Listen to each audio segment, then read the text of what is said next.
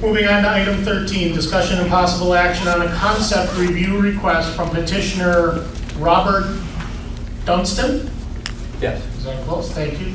Doing business as National Heritage Academies agent on behalf of David and Daniel Bellman, owners, for the property located at Lot B, CSM 3328, State Highway 164 and Lonsdale Road. Text TWAKT 13879980002. To review a conceptual development proposal for the 25-plus acre property near the northeast corner of State Highway 164 and Lonsdale Road. Proposed is a National Heritage Academies 45,000 square foot kindergarten through 8th grade public charter school, as well as having commercial outlots. Glenda Malarkey, did you have something to begin? I was going to suggest that maybe we let the petitioner give an introduction and I can respond or answer questions accordingly. That is just fine. Good evening. If you could just state your names for the clerk, we would appreciate it. I'm Nancy Haggerty of Michael Best and Friedrich, the attorneys for the developers, and we've learned in the last hour and a half that you're a very detailed board, so we have a lot of details for you. Good. Bob? Thank you, Nancy.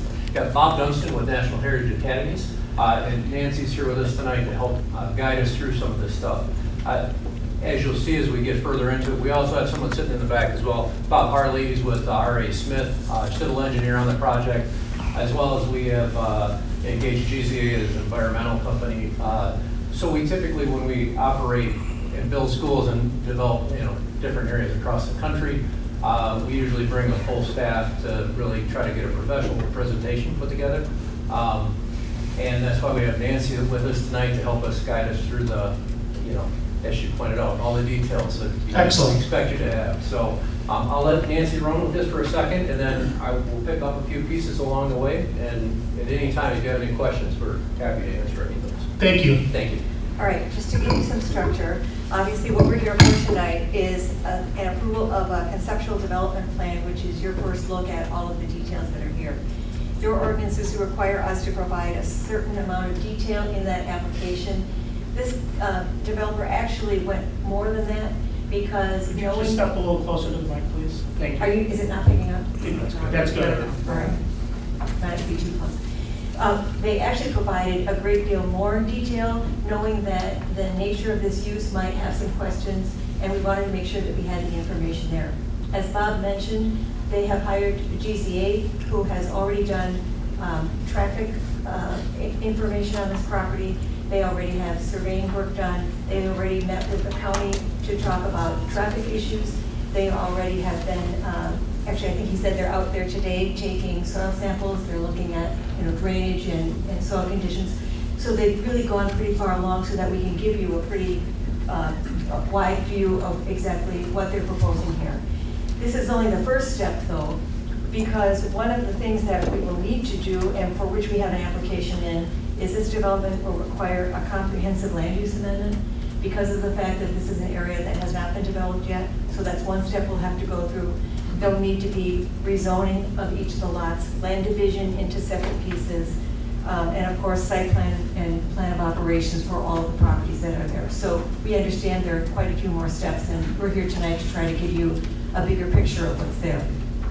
I think I'll let Bob explain what the use is intended to be first, and then we'll go through some of the physical characteristics of the site and discuss issues that were raised by the staff's review plan and some of the questions that they raised to see if we can narrow that down. Bob? Very good, thank you. Yeah, as Nancy alluded to, the very first part that we'll talk about is the plan amendment comment. I appreciate this. Thank you, John. Much better. There we go. Thank you. As Nancy alluded to, the first thing that's going to need to happen is a plan amendment to the comprehensive plan.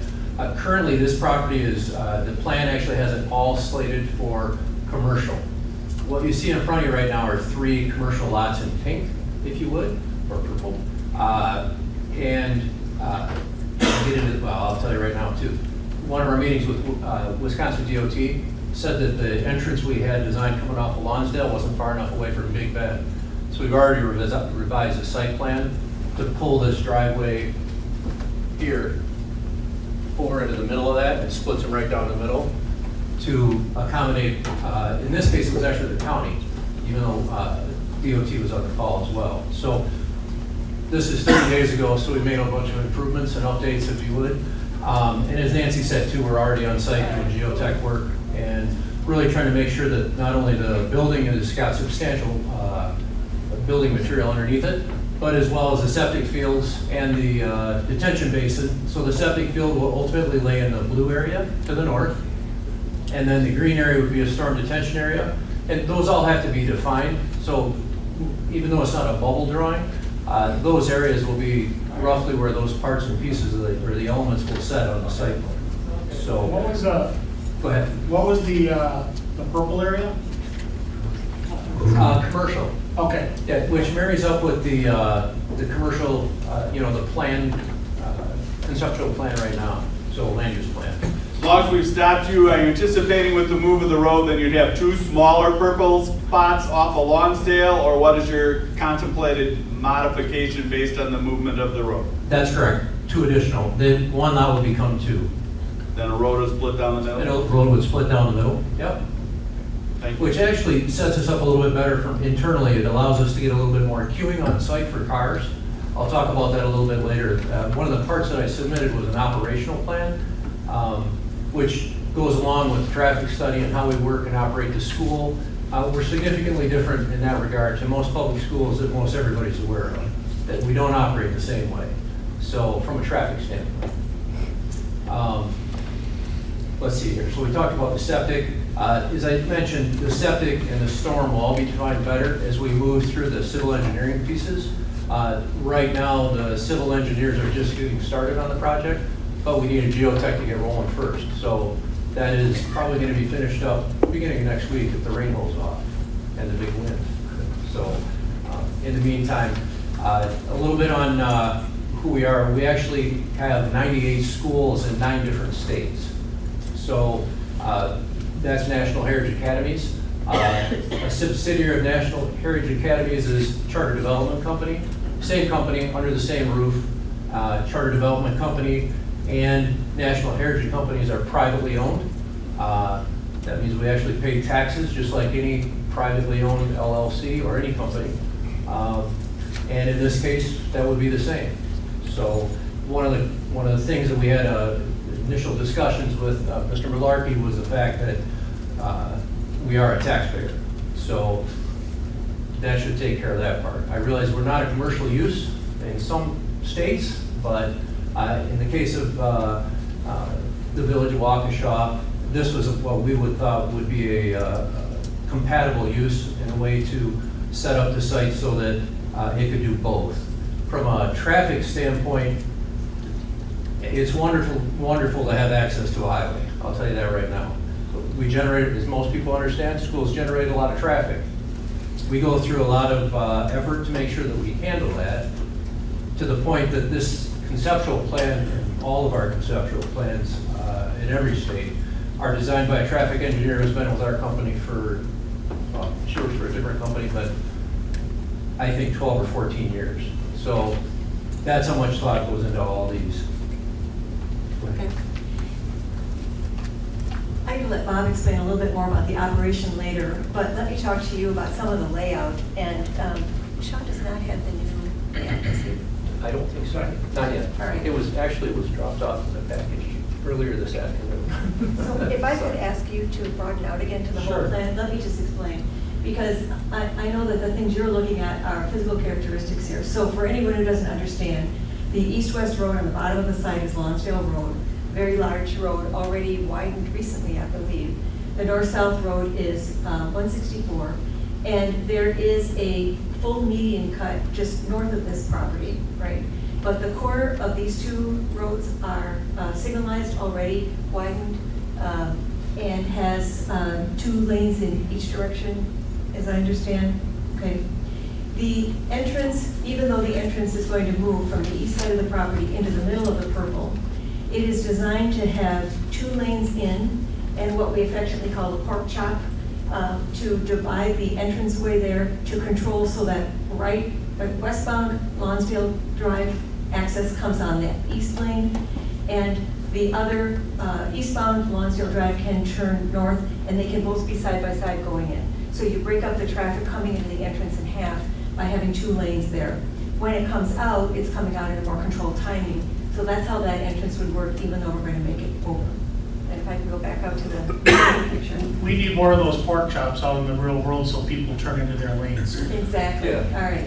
On the west entrance, onto 164, again, they've already met with the county, and because of the median, they have no choice. It's got to be right in, right out.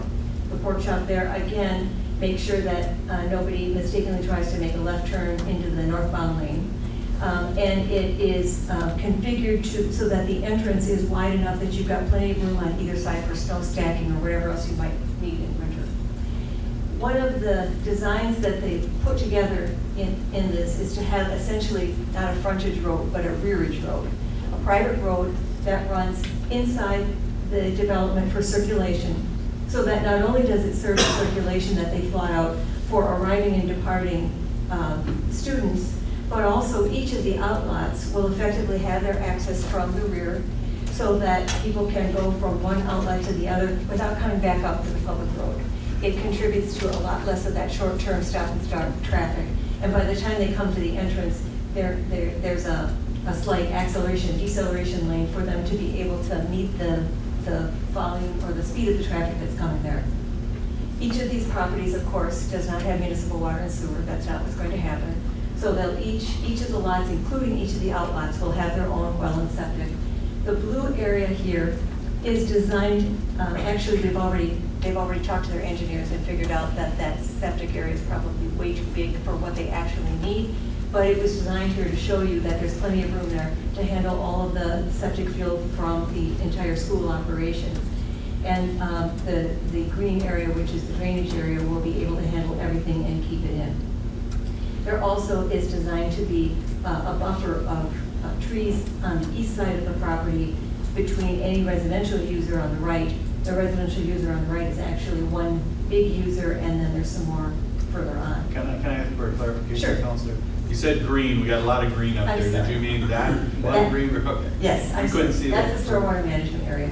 And each of the 3 purple outlots would manage their own septic, their own well, and their own drainage. There's a possibility that we may talk about, in addition to having a cross easement in place for the access among the school lot and the 3 purple lots, we may also choose later to, when we get into the detailed plans for you, there may be a shared drainage way, if that makes sense, and then there'd be covenants and conditions among the lots that would share that responsibility. So the school lot is the center that's not colored? Exactly. Okay, thank you. Exactly. And part of the school lot, you'll see the parking lot that's east-west, then north of that is the school, and then north of that is a play field. They haven't made plans for expansion, but we've also had some discussions with your village attorney that it's possible that if they ever wanted to expand, depending on how the drainage field was for the septic, that play field could move, or there is room for expanding if they need to. So the beauty of the design here is that these 3 outlots would then buffer essentially the school from the road. It also allows for more commercial opportunity and more taxes for you. They are not asking for any kind of municipal financial assistance from you or TIF money. So that would add not only the school as a taxpayer, but also the outlets as a taxpayer, and keep all of the roadway inside. Although the staff report raised the issue that there's a possibility that internal road could be a public road, we would really rather not have it. You'd rather not have that expense. It lets us control better that we are not going to allow parking or things like that in a way that would interfere with the traffic in and out. And before we leave the site plan, let's talk about the obvious, and that's the wetlands. Could you point that out and what's going to occur, if anything, in that? Because that's the other exit off to Big Bend, is that Big Yes. Bend Road, and there's nothing being contemplated? No, just protection. We set this up already, as you run around the actual wetland boundary, we've got a 75-foot setback on it. This drawing was done before we delineated it. So when we delineate it, I don't expect any substantial changes, other than the fact that whatever the delineated wetland boundary is, will marry up with that as the setback that's laid out in the ordinance. Who's contemplated to own the wetland? We would retain ownership typically. The school? Yes, Okay. yeah. I'm just asking the obvious, you know all of this in your head. No, but that's- we don't know any of this without you telling us. so. To make it simple on all of us, I think we'll own it, and it'll just be a wetlands in the back of the property. And of course, we'll be concerned to our residents is there's no ingress, egress proposed or anything off Big Bend Road from the wetlands. No, and I walked down along the edge of that, and I'm pretty sure that Mother Nature will take care of that as a second. So it's pretty thick. But you understand why I'm asking? I do, It's a absolutely. big wetland, and people will ask, is it going to the county foundation? Is it going, but you're planning on owning it. We have quite a few wetlands in various properties in multiple states that we really just leave them as is. We put the buffer in, and then we put a fence around the playground and try to keep the kids in, so. Thank you for that. Yeah. I also want to talk to you a minute about zoning, because you apparently do not have any zoning categories that allow a school as a permissive use. So, I mean, that we, not We this do. zoning category isn't. P1 allowed. Right, so we would need to zone it to the P1, and that will come along the way. The outlots, of course, are really intended, there are two big highways, they're intended for commercial uses. And so we are asking that those three outlots would be zone B3. You have a B1, B2, and B3 zoning area. B1 is for small users, B2 appears to be for a neighborhood user, and B3 is for a large user.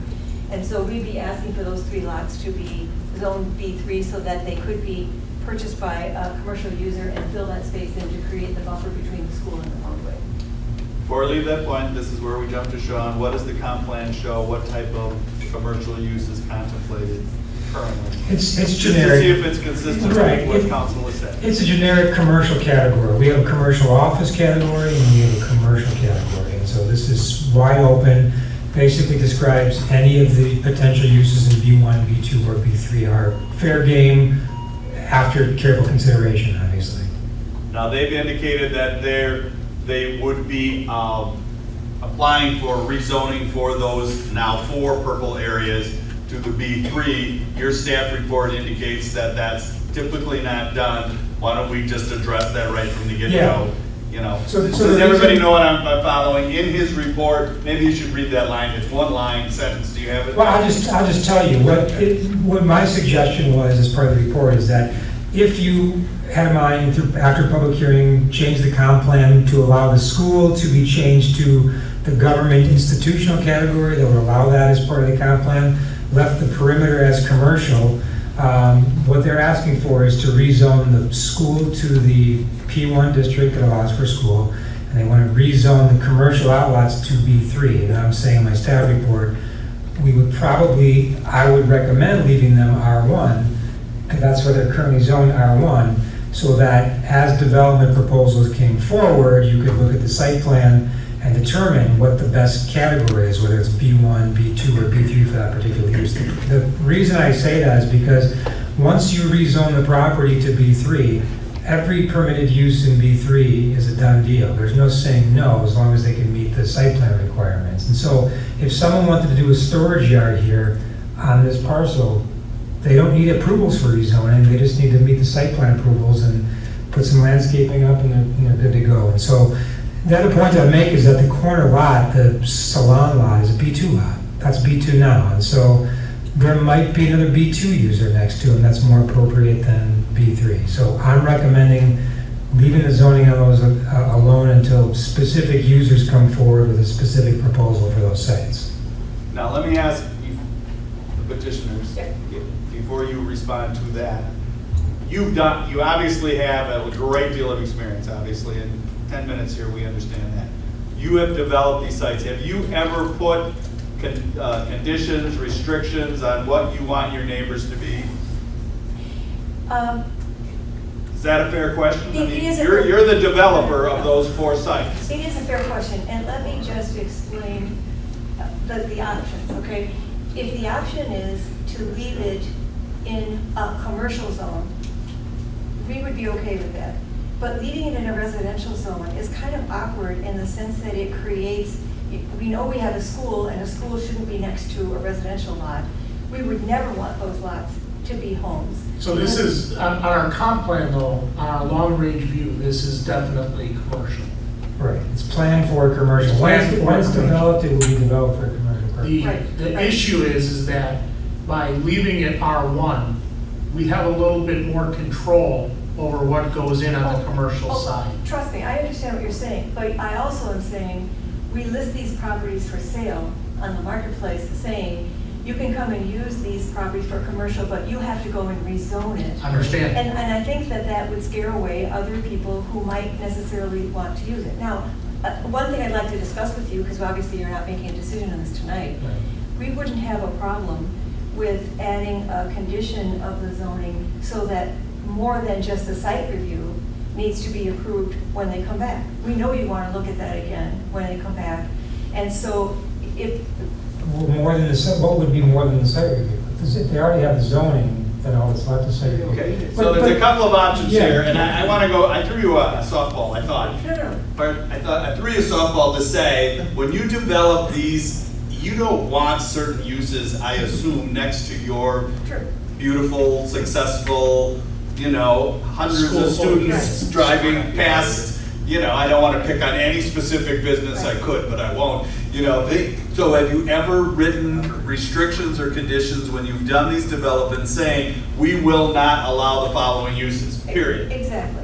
And that's why I think that when we discuss it with you, we don't have a problem doing that. And I think that some of the zoning categories that you have right now do have some, would allow uses we don't want and uses we would want. So let's work that out, because putting Yeah. a restriction on that would be fine. So we've done that before. We have done rezonings. For instance, the storage shops we just had out there, we rezoned that to B3, but we limit it to specific uses. So we could potentially rezone this to B3 as an option, but go through the list and strike all of the ones that would not be allowed. That So works too. that would be an option, That's Right. and then keeping them. I think we can all see in our minds what would be good, comparable, competitive users here. So that's not a problem, because we want it to be successful just like you do. I don't want to scare a user away though by saying that they have to come in front of the steering committee and rezone it completely from We're not that scratch. scared. No, I do understand what she's saying about that, because with the marketing aspect, that does seem to chase away people. I am dealing with that right And now. there's one other use thing I want to talk about, and that is, it's not in this plan yet, but they do intend to use one of those outlots as a daycare. And I'm sorry, Sean, I said that wrong. There's nothing in your zoning code that allows a daycare of right, if I'm understanding it correctly. That is correct. Right. We've So- addressed that issue before. Yeah, and we're We not. haven't fixed it, but we've addressed it. Right. Maybe we can know. We Maybe did we though. can. I think we did. I can't remember the top of my head, but we did say, we assumed it was allowed in P1. We did, but we never changed it because that project never moved forward. Okay, do you have other I uses recollect. that you've always found to be the most compatible and on your wish list, just to give us a sense, a flavor? Nancy, you said we could all envision. I personally, I don't know if the dentist is the right thing, or a hairdresser, or a doggy daycare. I don't know what the parents want, a candy store, obviously, ice cream candy, but. And it could be a small medical office, it could be a small store, it could be a cell phone store. You look at who is buying lots of that size these days and what they would want. So I'm sure we can come up probably more easily with a list of things that we both want to cross off than things we want. So that's very possible.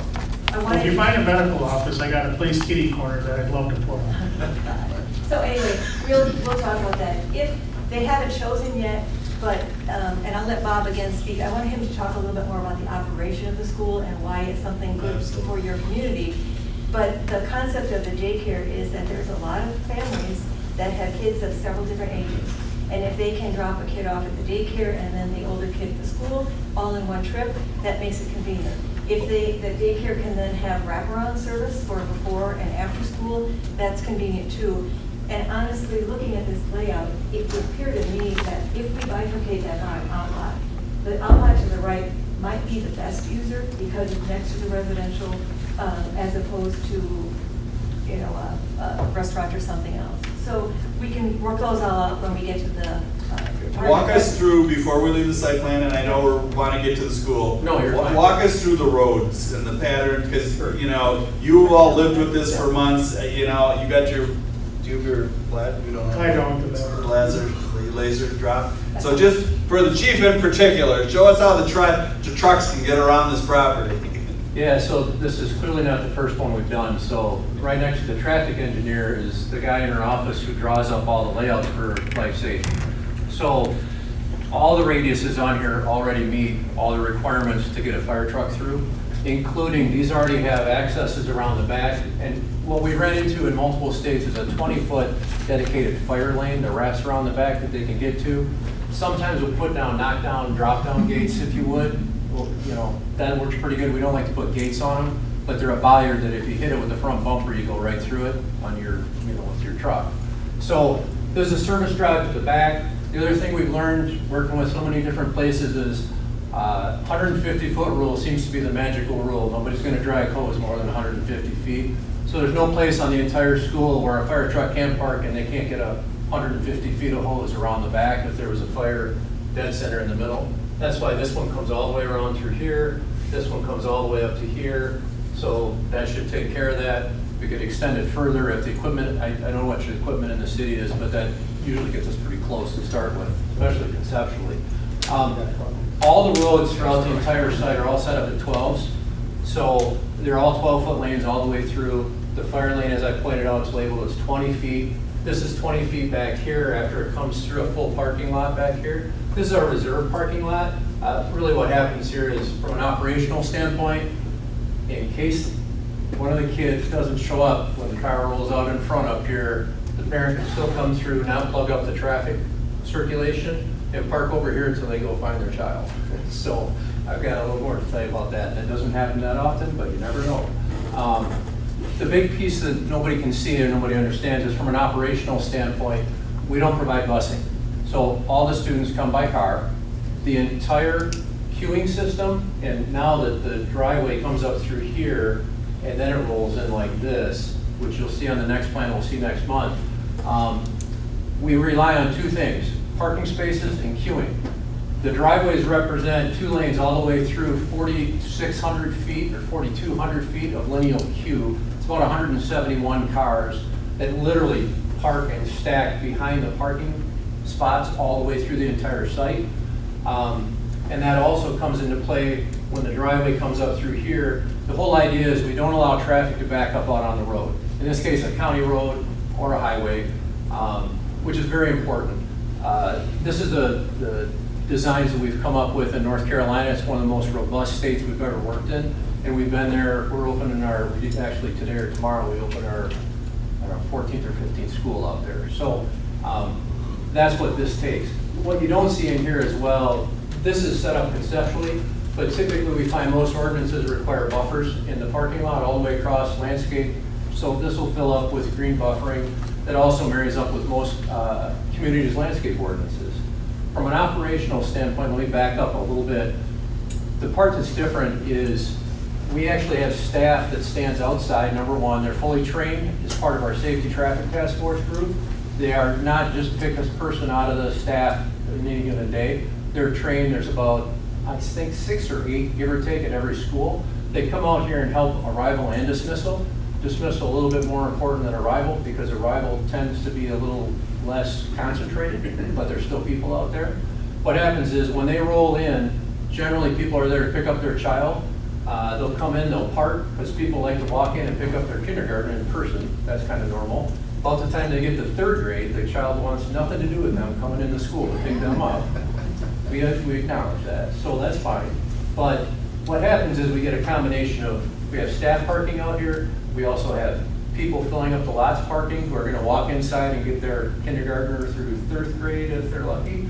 And then what happens is the cars that are rolling through in the queuing lanes, we call it, as soon as they come in here, there's a staff member out at the front. Every car has a big sign that they pop up in their front windshield. That staff member queues in that number, and it's called drive line. Every student is sitting in the classroom when this first starts to roll up, and that number gets queued in the computer kicks it out to every classroom's monitor. That child that's in that classroom, if you're number 163, you get to go and see your mom. She's waiting for you, or your dad out in the car. And when they roll up, that student comes out of the school and is ready to get picked up at that time. The other important feature is we don't release them all at the same time. This area, right between, bear with me here, where the stop sign is, this is the queuing and loading zone right here. What happens is 2 lanes are operational for pickup and drop off, if you would. Outside lane remains open all the time for the fire safety chief. And there's about 10 cars in there, 8 or 10, depending on how we've got it set up. So, 2, 4, 6, 8, 10. What happens is those first 10 cars pull in, everything stops. Person stands out here with a flag, operational person, staff member. They don't let anybody move until all 10 cars are loaded, all 10 doors are shut. And as soon as they're loaded, it literally is no different than the car at the amusement park. The train that leaves, when the train's full, then they're allowed to leave. So those 10 cars get to leave and choose whichever way they're gonna go once they leave the site. As they leave, the next 10 pull up, stop, and we go through the same process, and that's how we unload the whole school. Typically, the 772 students, depending on after-hours programs, there's all kinds of after-hours studies and sports and that kind of stuff. Usually in about 25 minutes, everything's done and gone. All the students are all unloaded and out the door. At least those are going home that afternoon. So that's the operational piece that nobody understands. It's significantly different than, I think, what most everybody's accustomed to at a public school, if you would, a traditional public school. Now, when you do a traffic study, which oftentimes you'll have to do, you take into consideration the percentage that you anticipate are going to go north to the city, are going to go south and then go west and then go east on Lonsdale. We absolutely do. That'll be So part of when our our- citizens come in and ask, your traffic study will be addressing that issue. It will, yes. Just thought I'd ask. 'Cause No, that's- we're going to be asked, how many are going east in particular is going to be the big one that people are going to ask. What is the contemplated number of students that will be heading east? Yeah, they'll do that exactly. They do it a little bit more, even more refined than that as part of the traffic study. They actually generate, well, we generate trip generations, but they actually use a drive time map. So it's not just a radius around the school, it's a radius with prongs. So depending on what the highway or the circulation patterns are, the highway is going to allow people to get to the school from farther away quicker. So like most schools, it's all about convenience to a certain degree. So when they establish those maps and they put those together for the TIA, they will literally run a drive time analysis that runs out anywhere from 10 to 15 minutes. 15 is a little heavy. It just depends on every area. And that's what gets plugged into the TIA. And that'll start to show where basically the children who are of age for a K through 8 elementary school live. And that's picked up on the census data. So it's very specific, and at that point, we'll know where they're coming from. And I want to ask this obvious, it doesn't fit right in here. Have you done any of those other schools in this state, and are you doing any other schools in this specific area? We've got a lot of petitions right now going for different schools, and one in Summit, one in Genesee. I just don't know if you're involved with any of those. I know Commonwealth. We are not. We have one school up in north side of Milwaukee, off Florentine. It's called Milwaukee Scholars. It's been there, I think, about 12 years, maybe 13 now. It's a K-8, similar in design to this one, a little bit different. They have I think right now they've got a 250 student waiting list. So as you're talking about the school a little more, so can you talk to us about your charter school, right? Yes. Okay, so maybe come back to the microphone. So you're a charter school, who are you affiliated with? Are you affiliated with the local school district? Just talk a little bit about that. Yeah, so we're a public charter school, authorized, in this case in Wisconsin, we're authorized by UW, and which is pretty. I'm sorry, by? University of Wisconsin. Oh, UW, okay. Yeah, sorry. So that varies state by state, depending on how states are set up. Some states, like North Carolina, authorizer is typically on almost always the State Board of Education there. In Michigan, where I've come from, that's our offices over there, a couple different ones. Central Michigan University, Grand Valley University, and a couple other ones like Bay Mills, which is not a university, actually it is, it's a very small one. So it just depends state to state. Okay. Yep. So your charter is through the UW? It'd be through the, yes, Yeah, UW. okay. Yep, that's correct. Okay. Yep. I want to go back to the site plan and the traffic flow real quick. You've obviously made a decision, you you know where the crossover was in 164, but you've made a decision not to go up to the adjoining, to butt up to the adjoining farm, or maybe, okay, I'm sorry, maybe you have. Well, we kind of did. But You only gave us the traffic around the school. Why don't you show us the traffic plan for the commercial then? Because I didn't even pick up on it. Go ahead, take your pick. Here, I'll just show you. The entrance for the commercial will be here. So these two sites will have access directly off that road. I don't know if you had planned on having them have access from the rear, but I think it's more likely that they'd have access from the side. These two lots will have access from the rear. It's my understanding that this little piece for emergency access and the piece at the top were put in at the request of the village. It is possible for adjoining property in the future to adjoin there. Obviously, we wouldn't offer that, and nobody would be able to use that unless it was mutual, so that both sides could go in both directions and then use the crossover there. But it Nancy, how wide is that strip right there that you're pointing to? This is a 20-foot wide road? No, that's actually 24. full size. So that's a pair. So that's 12, that's 24 set up right now, the dot. We're back to back. You see, there's no lines there, so I didn't know what that was, and that's why I'm pleading ignorant. I want to make sure everybody knows exactly the traffic flow, which is so important on a site like this. Do you envision that the parking lots come off of that 24-foot strip, or in the front, or how do you? We didn't get to that point yet. I think, Well, but whatever you've makes got sense. a ditch here. So Yeah. these lots would never be allowed to have access directly. No, yeah. Would you, or the county? And I would allow don't that. think they can get off of that right in, right off turn only, and for stacking problems and things like that. You wouldn't want them to have their accesses No, off of. it'd be on the north-south cut for sure. And this looks to me as if you've got a pretty deep ditch there just from the topography markings there. So I think these people would have to come this way and this way. So it would all be from the rear. That's And that correct. keeps the traffic off the surrounding roads then. I'm just trying to figure it out, what your vision is. You've worked on this a lot longer than any of us have seen it, so this is why we gotta pick your brain. No, Nancy hit it right on the head. So the ditch is actually a ditch, and then it runs up about a 14-foot hill. So it's clearly not gonna access the 164. That's not a good idea. Well, and you had discussions with the county on Yeah. highway department anyway, right? Yeah, they really, even though they haven't approved the right in or right out yet, they were definitely liking the idea of the connectivity running across the back and stuff. And when we got to them, that's where they came up with, they had enough time to look at it, in a couple of days they had to review it. They actually tell us that we need to be 500 feet away from Big Bend Road. So we quickly moved that over 500. It's a little more than 500 actually, to split that lot on the south. So I think even though they haven't approved it yet, the right in, right out, it's not, you'll also notice it's not directly a cost from the church that's on the other side. The reason being is there's a natural, cut is a slightly strong word, but the lay of the topo right through here, this is about the lowest point, and then the bank, you can see the topo lines here, stacks up pretty tall. So this is really sitting up high in this area, and so is this down here, and then this actually is a lower point. We still have to put some cuts in the grade through there to get that road in, but, sorry, it's much more palatable to come in at that area. Just a basic question, in all this property that you will be owning, in the purple section you will be leasing, you're gonna maintain ownership, or are you gonna sell those? I believe we would sell them. So we are not necessarily in the business to be landlords, we're in the business to have schools.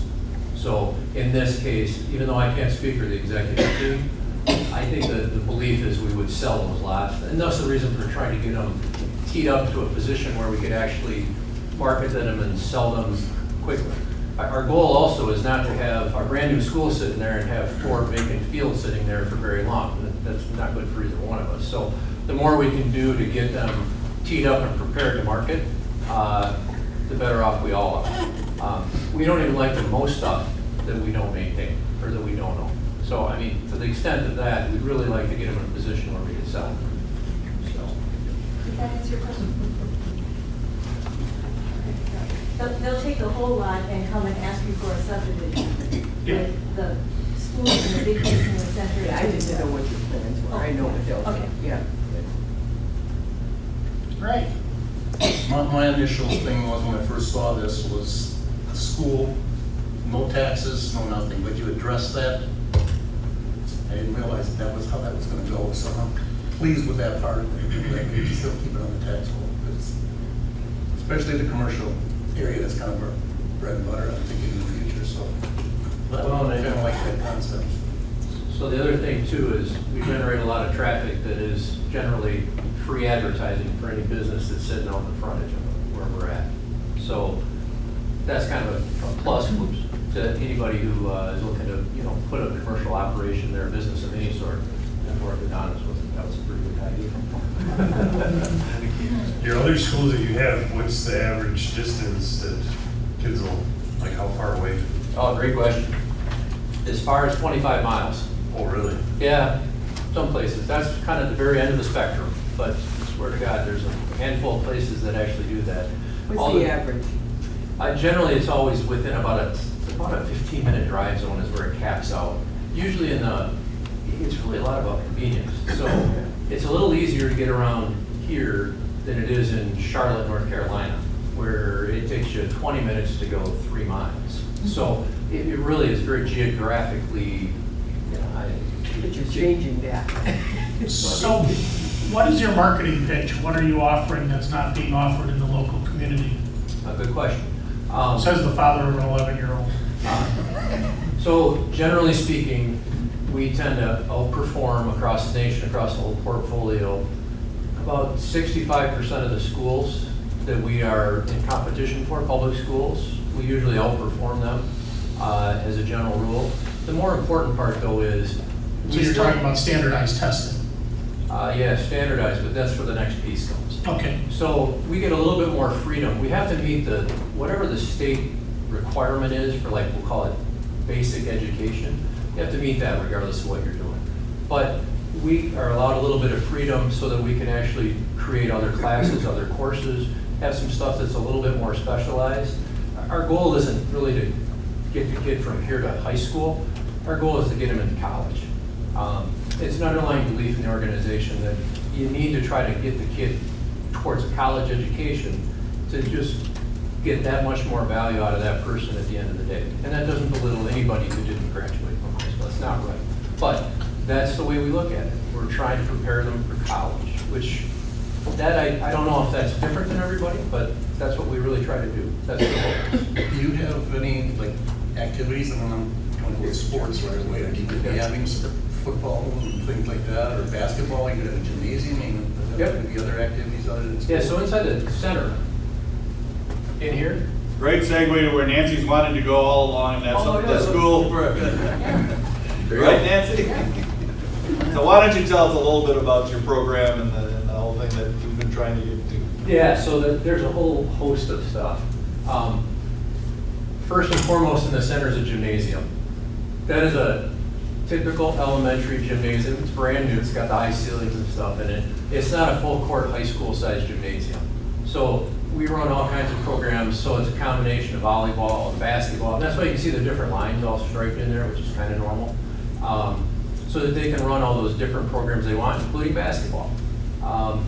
Once they get into, the other thing that'll typically happen, and we do this everywhere, is we try to partner up with local high schools so that we can kind of funnel them into the local high schools that are close by and start to have them as they get older. So, once they hit about junior high, they're starting to look at high school and playing ball there, whether it be baseball or basketball or whatever.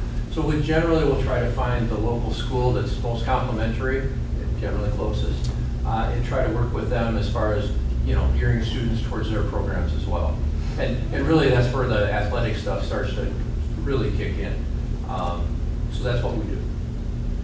The play field on the back it's more of a multi-purpose field. You can get away with anything back there, but that's where young kids go out and chase each other, all whenever they get a chance. Did that answer what you're looking for? Yeah, I did. Okay. I was just curious as to how much more activity would be going on in the neighborhood there and stuff like that too. So that answers it, and I'm all for that. And then And I said the local high schools around there do have, junior football, they've got junior basketball for kids at the 7th grade level. Yep. Want to participate, so that would probably be a feeder for them. that's the right word. We usually become a feeder for one of the local high schools. That's really the best way to work with it. Typical cost for admission? 0. This is a tuition-free school. All of the funding comes through the state, as well as there's some portion of local. So within reason, it's not exactly the same, but all of our funding comes through the state at the same path that the public schools do. So tuition is 0. Madam Malarkey? I was just going to raise a couple of comments that I have. I won't go through my report because I think they addressed most of it, and some of it's sort of scheduled for later on. But one of the things you brought up was private drive versus a public roadway, and so I've heard time and again from the Plan Commission, the board, that take care of a public road. That's great. Less tax burden that way. But I did think it's at least worth discussing whether or not this perimeter roadway should be a private drive or a public road. It's essentially functions as a public road. It's the right width. It's got 12-foot lanes in either direction. And I do think the connection to the north is probably important to hit that median cut at some point. And so that whatever develops on the farm here to the north can funnel through this way, and this development can funnel through to the median cut to be able to go left or right at that intersection. So I think whether it's public or private, we would expect whatever easements that will be put on this roadway would also be to the benefit of any other property that's adjacent to it that will touch it, that would be able to use that driveway to get there if it remains a private drive. The reason it might be a public road, in my mind, has to do with the land division code, and that we require a certain frontage for lots that are created. They have to have a certain frontage and a certain width adjacent to the public roadway. And so the land division code just requires 66 feet of frontage on a public road, which is fine for all of these parcels, even the school parcel. But the zoning, and the P1 zoning, requires 120 feet of frontage at the minimum building setback line, which is 50 feet back from the road right away. And so the only place that the larger school parcel has that kind of frontage is out on Big Pen Road, which they don't have access there. And so that's the question in my mind, is if they can meet the requirements for the lot width, because they don't meet it where it touches the roadways where they actually get access, if it's not a public road system. Okay. So just food for thought. Yep. Okay. Right, and since they're intending to keep the daycare in their ownership, that gives us some other options we can talk about, but I don't think the zoning is the same for those 2 lots, so. It might be, because I do think, I have to check the records or my notes, but I think we determined, it wasn't necessarily written in the code, but it has come up before in terms of the daycare, and the Plan Commission can make a determination for similar uses as to what's permitted. And I do believe the P1 district is one where daycare was. And that'll be clear in the minutes. That was several years ago, but I was on the board at the time, and it was extensive discussion, so it'll be clear. I'll check on that, but I do believe that's the case. Well, that gives us a possibility that it working that way. If it would be, but it would have to be the same parcel. Right. We could accommodate. Sean, would a PUD also allow for it, or a condominium? We don't have anything but a residential PUD in Village of Waukesha. Commercial condominium? A condominium certainly could work. Yeah, I prefer not I to hear go there no, only yeah. because, as you raised, if somebody wants to buy one of the outlots, we all know that a commercial condominium unit is just like a lot, but it's a different animal. So we'll talk about the options, but we can certainly get that accomplished. Okay. But it's gonna need some text amendments if you don't, because I'm not sure that any of the lots are gonna have frontage on a public road. Well, they have frontage, they don't have access, right? And so it doesn't, our land division ordinance doesn't, well, it's not clear. It doesn't definitively say you have to have the width where you get access, but it's sort of been interpreted that way. but it also is gonna dramatically change their setbacks and offsets too. Right, if you put a public road in there, then you're gonna be 50 feet off of that public road for any building. So it's gonna narrow the development potential. And so that brings me to another question. That doesn't really impact this parcel, but these aren't, you know, they certainly could probably benefit from a little bit more depth from a development perspective, from, you know, a wider range of users. And I'm wondering, if you said this private wastewater treatment area isn't necessarily needed, if it could all be pushed to this drive could be pushed to the east a little more. I know it would clip this, but you could potentially shorten that queuing, maybe. I don't know if that works with your you know, your operational plans. But the more you can push this driveway east, the more it makes these more usable. Right, and to be clear, we do need the blue wastewater treatment area, but it doesn't have to be that big. based on Right, the latest- that's what I'm saying, is if it can be smaller, you might benefit from Would losing a it. private setback, would a private septic system also have to have a 50-foot setback from that? No, it's just buildings. Just the buildings, okay. So on your to-do list, could you show us on your next site plan what the offsets and setback requirements would be for the commercial lot so that we know that they're at least feasible with, I mean, a private drive would be totally different than a public drive, obviously. But I'm talking about how much are we gonna lose from 164? How much of that purple is really buildable? Well, if it's, yeah, if it's a 50, good, because I think we've already got a setback, I just have to take a peek, actually. This is the right-of-way line, It is so, right. yeah, so it'd be 50 feet in from there, and if, you know, for whatever reason this was a public road, it'd be 50 feet in from there. Otherwise, it's only at 10 even for B3, depending. I think we can do that on the next one. Okay. Although I will tell you right now that the one I dropped off today does not have that on there. But, We'll get you a thing. We'll get you a better one. All right, so this is for conceptual review. Usually when we address these issues for somebody coming in for concept, we finish, and I don't want to cut anybody short, but just for some direction of where we're going. Go around the room as to whether each person is amenable to the concept before the petitioner jumps in. We all know that these kind of projects can get very expensive, and to get down the path and then not have the board and the plan commission on board. They want to know if this is within the concept of what each person is thinking is workable and doable. It's certainly not an approval. By any means, there's lots and lots of work to be done here, but so in the next few minutes, if nobody's got any other issues or questions, if you do, please ask, but we'll be looking for each person to, you know, understand that this is or is not what they have in mind for this property. Commissioner Piala. Yes. Question I have is, you know, I know there's a lot of work to get this approved, and what's your timeline you're hoping to get this done and the school to start? We need to start construction in March, April at the latest, but March, and open it in fall, middle of August, typically the same time the public school's open. So I'm not sure what that is around here, but middle of August. In Wisconsin, there, and I'm sure you've looked into the politics and whatever, but there's been a lot of discussion about cutting back on funding for charter, because you said that this is completely free. Yep. Any problems or thoughts regarding that it may not continue to be free if they cut back on charter school subsidies Sure. in Wisconsin? Yeah, it won't matter. Honestly. Huh? So it won't matter. It won't matter. Once we Oh, build that's the what I school, wanna hear. I mean, so we build the school out of our own pocket. So Okay.